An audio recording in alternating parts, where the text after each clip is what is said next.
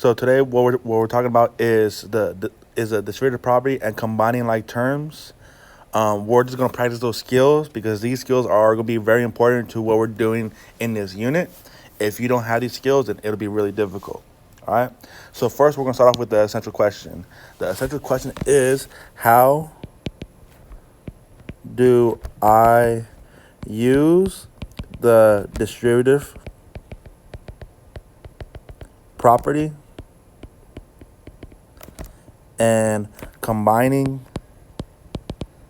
like terms to simplify expressions. Okay, that's what we want to do. So if we look at this part right here, this is the definition of the distributive property.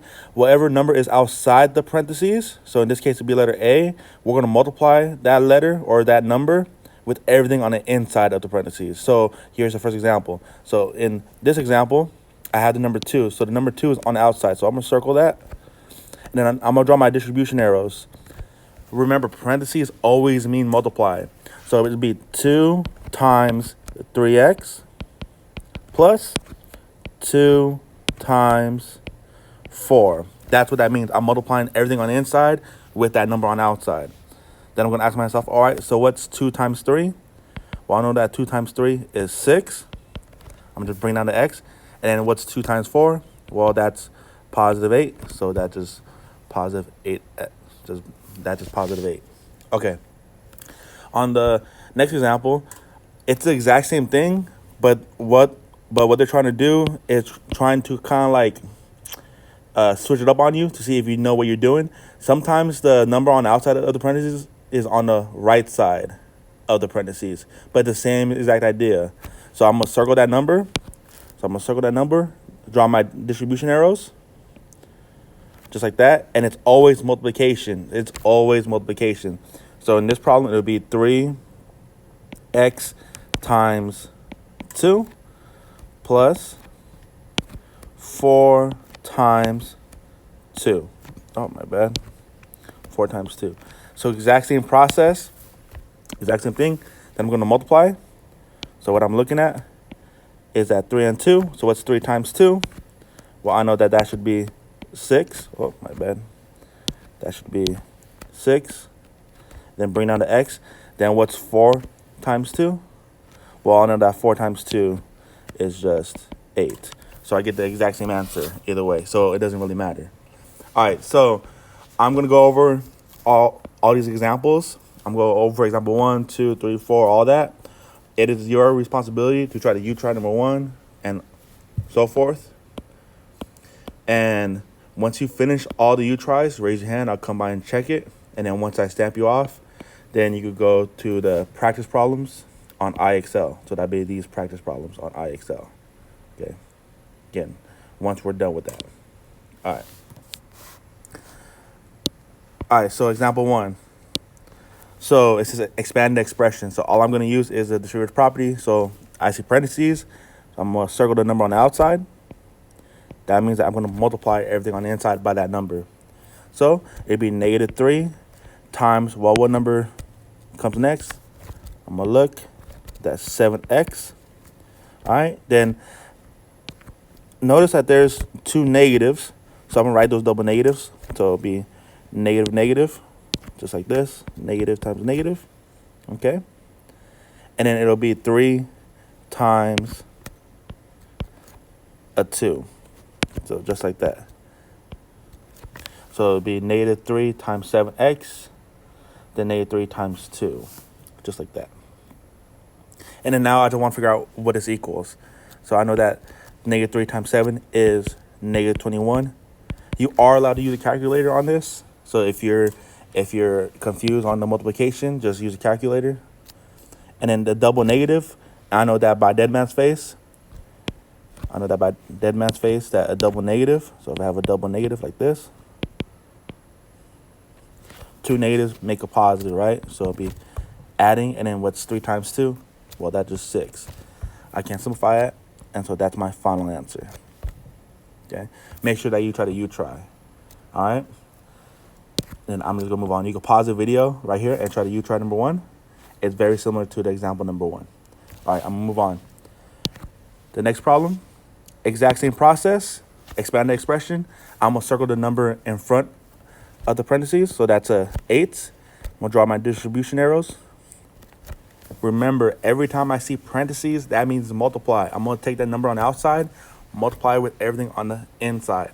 So it'll be 8 times, and then if I look on the inside right here, I see a 3 first, so it'll be 8 times 3. I'm gonna write down the minus sign, and then I'm gonna write 8 times k.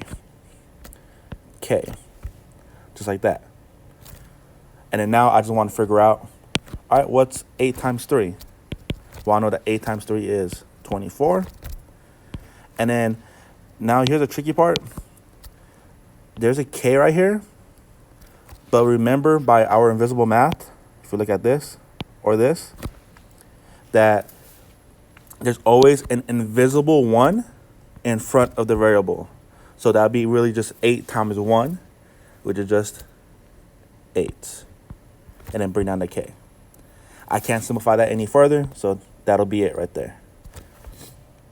So try to try number 2. It's very similar to example number 2. You can pause the video and try that. Okay, moving on. All right, example number 3. It says expand the expression. So again, I see parentheses, so that means that I'm going to distribute. Every time I see parentheses, that means distribute. I'm going to circle the number on the outside. That's a -5. I'm going to draw my distribution arrows. Okay. Remember, parentheses mean multiply. Parentheses mean multiply. So I have -5 times the next term, or the next term is a k. Then now I see that double negative. See that double negative right there. So I'm going to just draw those negatives. So it'll be negative times negative. And then it will be the 5 times that 3. Again, that 5 times that 3. And then now I just want to figure out what everything equals. So I'm going to look at this. So I have -5 times k. Remember the invisible math. If there's no number in front of the variable, there's always a 1 right there. So I'm going to draw that 1. So I have a -5 times a +1. So a -5 times +1 is -5. So I'm writing -5. Bring down that k. Then I have that double negative right there. Remember, by dead man's face, I know that that should be a positive. Should be a positive. And then now my 5 times 3 is just 15. I can't simplify that any further, so that's it. Try number 3. Very similar to example number 3. You can pause the video, and then I'm just going to move on. Example 4, where it gets really, really, really difficult. All right, so now we're dealing with fractions. But same exact idea. So everything we did before, the exact same idea. So I'm going to circle the number in front of the parentheses. Draw my distribution arrows. So what that means is just that I'm going to multiply everything on the inside by that number on the outside. So it'll be 4 times, then if I look on the inside right here, well, the first thing I see is a 3 over 2x. So I'm going to just write that. Then I see a plus. Then I'm going to write 4 times. The next thing that I see is a 1 over 4. Just like that. So exact same idea, but now with fractions. That's what makes it difficult. All right. So just a reminder, every time we're multiplying whole numbers with fractions, so like in this, I see a whole number, then I see a fraction. What we're going to do is turn them both into a fraction. So that 4, I'm going to turn it into a fraction by putting a 1 underneath it. Okay? By putting a 1 underneath it. And then we could just multiply straight across. 4 times 3. Well, I know that 4 times 3 is 12. And then 1 times 2. I know that 1 times 2 is 2. Then bring down that x. Okay? And then multiply this. 4 times 1, I know is 4. And then 1 times 4 is also 4. Okay? Once you get to this point, you want to ask yourself, can I simplify this? Can I simplify the fractions? Well, I know I have 12 over 2. So I know that 12 divided by 2 is 6. So I'm going to write 6. Then x.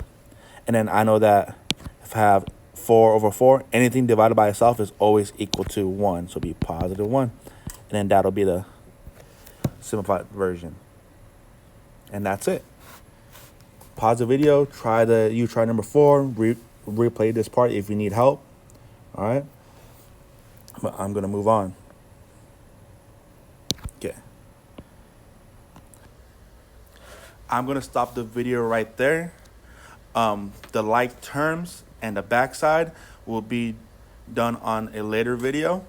But what I want you to do right now is, once you're done with all the U tries and I checked you off, go ahead and try V13 on iExcel. You can use a shortcut U17. And remember, the goal is to always reach at least a SMART score of 80 plus, and then I'll come around and stamp your yellow sheet once you've completed at least, once you've scored a score of 80 plus.